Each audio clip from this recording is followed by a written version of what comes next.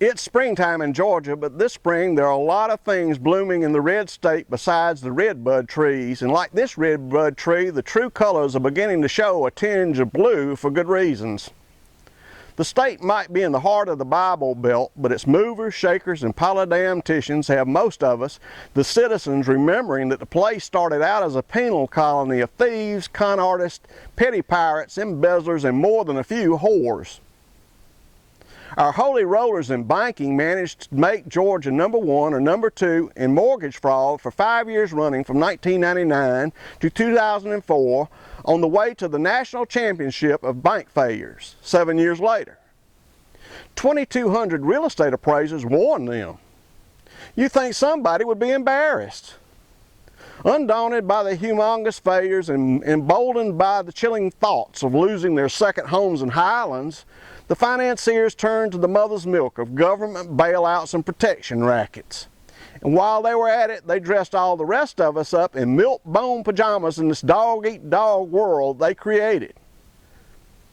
You reckon they thought we wouldn't notice? Over under that gold dome in Atlanta, their puppet chairmen of the House and Senate banking committees, both of whom headed failed banks, kept those pesky credit unions owned by the people at bay. All the while, we can be sure that they were in church on Sunday. That's a Georgia law for politicians, after all.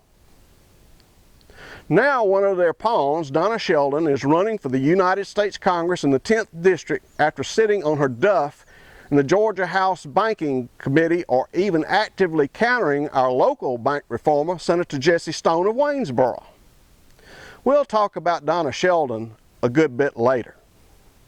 Over yonder is U.S. Representative Paul Brown, who vacated the seat Sheldon is drooling over, whose family owned a failed bank also. He's looking to replace Saxby Chambliss, a guy who so brilliantly defined trillion-dollar bank derivatives contracts as mere phone calls after his committee was charged with reforming banking. Saxby had a motto: Wall Street money for free, be on the first tee by 3. Yes, we can bank on our Republican leaders in this state for rollicking fun and entertainment at our expense. Let me introduce you to Dr. Phil Gingrey and the Deal, Isaacson, Chambliss, and Kingston Quartet. Phil and this Dick gang voted for such fiscal triumphs as Medicare D, No Child Left Behind, highway, and farm bills. Before Phil came, the Dicks voted to allow banks to gamble with depositors' money with no reserves and to book those bad gambling debts to be paid back first before us. Old Milhouse Nixon himself wasn't that tricky. If you think it crude to call these bozos Dick, they got the ball rolling when Deal and Isaacson became a tag team years ago. Chambliss is escaping the boot he was about to get, but that old pork barrel spender Kingston is out playing the churches in an old woody wagon like a 2014 model Pharisee. For us frugal folks, there isn't much deciding to do. Let's pack Dr. Phil and the Dick Quartet off to a double wide in Ludowici to play the pornography derivatives market and send the capable David Perdue and Karen Handel into the U.S. Senate runoff. Do it for yourselves and for the kids.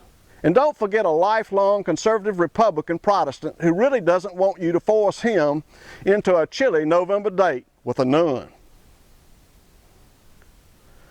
This is the Arrow Flinger Al reporting to you from Lincoln County, Georgia, donned in Realtree Advantage Classic Camouflage.